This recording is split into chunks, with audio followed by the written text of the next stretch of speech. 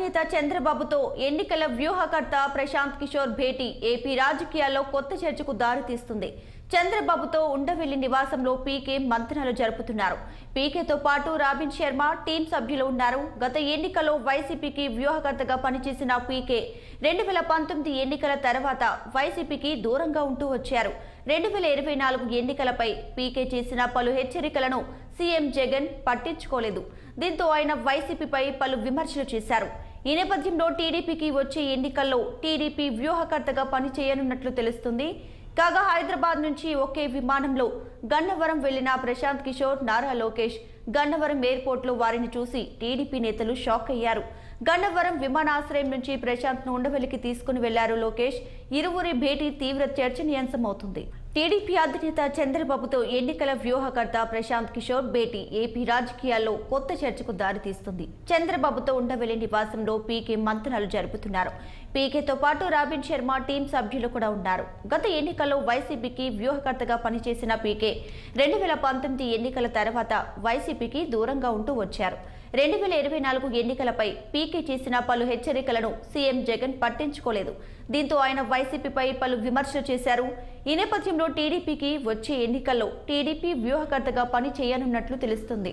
కాగా హైదరాబాద్ నుంచి ఒకే విమానంలో గన్నవరం వెళ్లిన ప్రశాంత్ కిషోర్, నారా లోకేష్ గన్నవరం ఎయిర్పోర్ట్లో వారిని చూసి టీడీపీ నేతలు షాక్ అయ్యారు.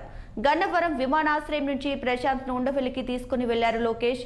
ఇరువురి భేటీ తీవ్ర చర్చనీయాంశమవుతుంది. టీడీపీ అధినేత చంద్రబాబుతో ఎన్నికల వ్యూహకర్త ప్రశాంత్ కిషోర్ భేటీ ఏపీ రాజకీయాల్లో కొత్త చర్చకు దారితీస్తుంది. చంద్రబాబుతో ఉండవెల్లి నివాసంలో పీకే మంతనాలు జరుపుతున్నారు. పీకేతో పాటు రాబిన్ శర్మ టీం సభ్యులు కూడా ఉన్నారు. గత ఎన్నికల్లో వైసీపీకి వ్యూహకర్తగా పనిచేసినటువంటి పీకే 2019 ఎన్నికల తర్వాత వైసీపీకి దూరంగా ఉంటూ వచ్చారు. 2024 ఎన్నికలపై పీకే చేసిన పలు హెచ్చరికలను సీఎం జగన్ పట్టించుకోలేదు. దీంతో ఆయన వైసీపీపై పలు విమర్శలు చేశారు. ఆ నేపథ్యంలో టీడీపీకి వచ్చే ఎన్నికల్లో టీడీపీ వ్యూహకర్తగా పని చేయనున్నట్లు తెలుస్తుంది. కాగా హైదరాబాద్ నుంచి ఒకే విమానంలో గన్నవరం వెళ్లిన ప్రశాంత్ కిషోర్, నారా లోకేష్ గన్నవరం ఎయిర్పోర్ట్లో వారిని చూసి టీడీపీ నేతలు షాక్ అయ్యారు. గన్నవరం విమానాశ్రయం నుంచి ప్రశాంత్ ను ఉండవెల్లికి తీసుకుని వెళ్లారు లోకేష్. ఇక ఇరువురి భేటీ తీవ్ర చర్చనీయాంశమవుతుంది.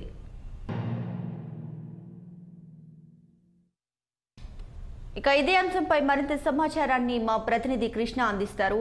కృష్ణ, చెప్పండి, చంద్రబాబుతో పీకే భేటీ, దీనికి సంబంధించి డీటెయిల్స్ ఏంటి? ఈ రోజు అయితే ఏదైతే ఒక ఆంధ్రప్రదేశ్ రాజకీయాల్లో అయితే ఒక సెన్సేషనల్ అయితే ఒక తెరలేపిందని చెప్పాలి.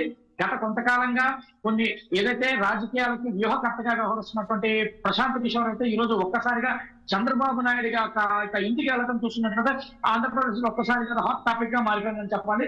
మరి కాసేపటి క్రితమే హైదరాబాద్ నుంచి ఇటు విజయవాడ గన్నవరం విమానాశ్రయానికి ఇటు ప్రశాంత్ కిషోర్ తో పాటు ఇటు నారా లోకేష్ కానీ దీంతో ఉన్నటువంటి కిలా రాజేష్ కానీ ఈ ముగ్గురు కలిసి గన్నవరం విమానాశ్రయం నుంచి ఒకే కారులో చంద్రబాబు నాయుడు నివాసం చూసుకుంటే ఒక్కసారిగా రాజకీయ వాతావరణం అయితే వేడెక్కిందని చెప్పాలి. మొన్నటి వరకు కూడా ప్రశాంత్ కిషోర్ వైఎస్ఆర్ కాంగ్రెస్ పార్టీకి వ్యూహకర్తగా అయితే వ్యవహరించారు. దీంతో కూడా గతంలో కూడా అనేక పర్యాలు ఇటు బీజేపీ కానీ ఇటు బెంగాల్లో ఉన్నటువంటి పశ్చిమ బెంగాల్లో కానీ కొన్ని ఉత్తరప్రదేశ్ లో కానీ చాలా రాజకీయాలకు మొత్తంలో కూడా వ్యూహకర్తగా వ్యవహరించినటువంటి చాలా మంచి యాక్టివిటీస్ ఏదైతే ఉన్నట్లయితే మనం చెప్పాలా.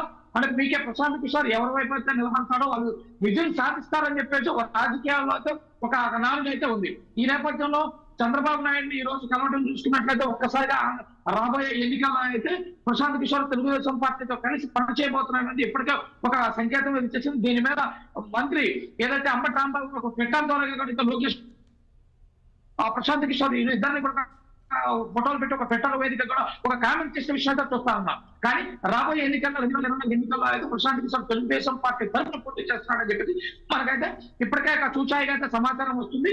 ప్రధానంగా తీసుకుంటే వీరిద్దరి మధ్యన ఇటు చంద్రబాబు నాయుడు కానీ ఇటు ప్రశాంత్ కిషోర్ మధ్యన అయితే ఒక ప్రధానమైన చర్చ నడిచిందని చెప్పేసి మనకు కొన్ని విశ్వసనీయ సమాచారం వరకు అయితే అర్థమవుతుంది.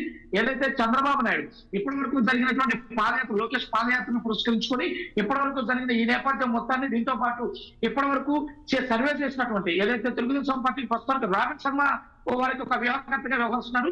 ఈ రాబిన్ శర్మ ఇప్పటివరకు ఏం చేశాడు, వాటి యొక్క ఫలాలు ఎలా ఉన్నాయి అని చెప్పేసి దాని మీద సంపూర్ణంగా చంద్రబాబు నాయుడుతో కలిపి ప్రశాంత్ కిషోర్ చర్చించారు.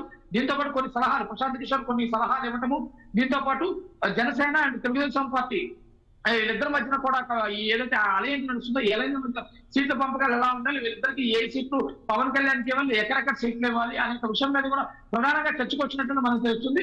ఇదే కాకుండా అంటే రాబోయే ఎన్నికలను దృష్టిలో పెట్టుకుని ప్రశాంత్ కిషోర్ కొన్ని కీలకమైనటువంటి అయితే అది సూచనలు అయితే చేసినట్లయితే మనకు తెలుస్తుంది. తెలుగుదేశం పార్టీకి రాబోయే ఎన్నికల్లో తెలుగుదేశం పార్టీతో కలిసి పనిచేయడానికి ప్రశాంత్ కిషోర్ ఒప్పుకున్నట్లు, అంటే అదేవిధంగా ఏదైతే ప్రశాంత్ కిషోర్ అంటే ఈ ఎన్నికల దృష్టిలో పెట్టుకుని ఇప్పటి వరకు వైఎస్ఆర్ కాంగ్రెస్ పార్టీకి నవరత్నాల రూపంలో ఒక అద్భుతమైనటువంటి ఒక మేనిఫెస్టో డిజైన్ చేశారు.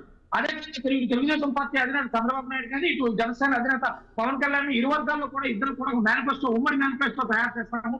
అది వైఎస్ఆర్ కాంగ్రెస్ పార్టీ నవరత్నాల కన్నా బెటర్గా ఉంటుందని చెప్పి ఎందుకు చెప్పుకున్నట్లుగా మనం చూస్తూనే ఉన్నాం. ఈ నేపథ్యంలో ప్రశాంత్ కిషోర్ గారు ఈ రెండింటికి సంబంధించి తెలుగుదేశం పార్టీకి బెస్ట్ మేనిఫెస్టోను తయారు చేయడానికి ఒప్పుకున్నాడని చెప్పేసి ఈ నవరత్నాల కన్నా మరింత గొప్పగా మేనిఫెస్టో ఉంటుంది. దీంతో పాటు ఇప్పటి వరకు జగన్మోహన్ రెడ్డి ఇచ్చినటువంటి పథకాల మీద కానీ జగన్మోహన్ రెడ్డి చేసినటువంటి నవరత్నాల మీద కూడా కొన్ని ఏదైతే ఇతను డిజైన్ చేయడం వల్ల కొన్ని ముఖ్యమైన పాయింట్లని వీళ్ళకి అందించినటువంటి తెలుగుదేశం పార్టీకి అందించినట్లు కూడా మనకైతే ఇప్పుడు అనిపిస్తుంది.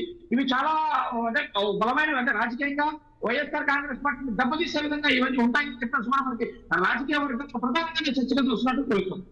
ఓకే కృష్ణ, అలానే ఇప్పుడు పీకే చంద్రబాబు భేటీపై అయితే మంత్రి అంబటి రాంబాబు కొన్ని సెటైర్లు వేయడం కూడా చూసాం. మెటీరియల్ మంచిది కాకపోతే మేస్త్రి ఏం చేస్తాడంటూ కూడా ఆయన వ్యాఖ్యలు చేశారు. ఎందుకు ఈ వ్యాఖ్యలు చేశారంటారు? ఎందుకంటే ఇప్పటికే అంటే ఒక వారి ప్రశాంత్ కిషోర్ అనేది తెలుగుదేశం పార్టీతో కలిసి వెళ్తున్నాడని చెప్పేసి ఇప్పటికే బహిర్గతం అయిపోవటం వల్ల దీన్ని ఎదుర్కోవడానికి అంటే ఇది అంటే వీళ్ళు మంత్రి ఏదైతే అంబటి రాంబాబు చేసినటువంటి యొక్క ఇద్దరు అంటే ఇటు లోకేష్ బాబు ఇటు ప్రశాంత్ కిషోర్ యొక్క ఇద్దరిని పెట్టి ఒప్పించారు కూడా చెప్పారు. మెటీరియల్ మంచిదే, నేత్రంగా ఏం చేయగలన్నా సటారికల్ గా అంటే ఏదైతే వచ్చాడో ప్రశాంత్ కిషోర్ ని తెలుగుదేశం పార్టీని దృష్టిలో పెట్టుకొని ఒక సెటైరికల్ గా ఒక కామెంట్ చేసినట్టు చూస్తానన్నాం. ఈ కామెంట్ చూస్తుంటే ప్రశాంత్ కిషోర్ తెలుగుదేశం పార్టీతో రాబోయే ఎన్నికల్లో పనిచేస్తామని ఇప్పటికే మనం అయితే రుజువు చేసుకోవచ్చని మనకు అర్థమవుతుంది.